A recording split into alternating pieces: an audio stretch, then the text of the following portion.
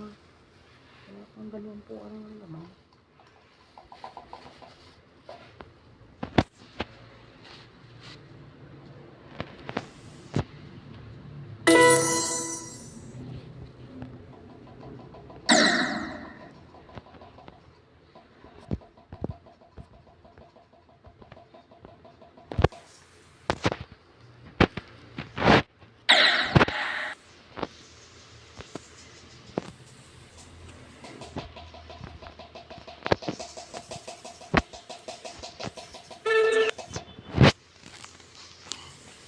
Sir, tulang tayo sa kabila.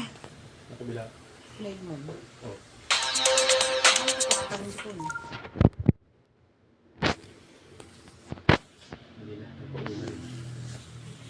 Nagtatrabaho ko hindi ko tayo. Ano na lang kami bahala na sila kung hindi rin matulog siya siya.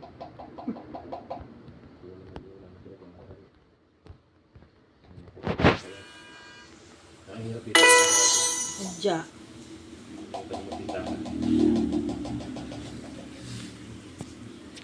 Tayo lang yung makakakuha ng pwesto sa palengke. Hindi na sa palengke.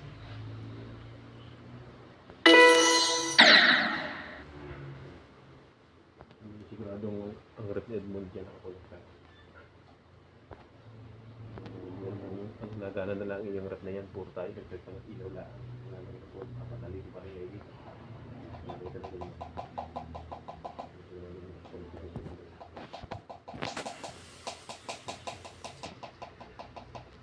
Ayaw pakita kami yung kunin ko magkano.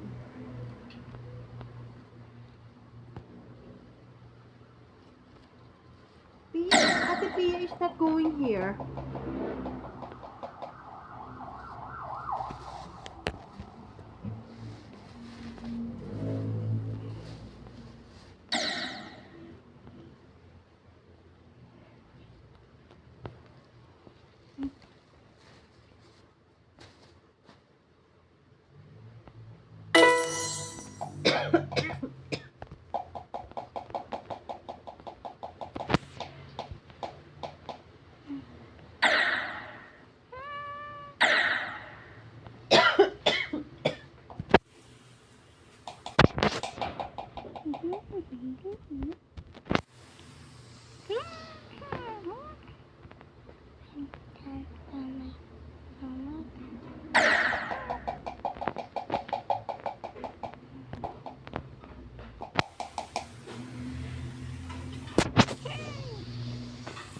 Nag-aaway na ako sa mga silupa.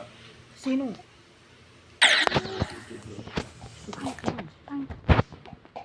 Ang gagawang kapirasong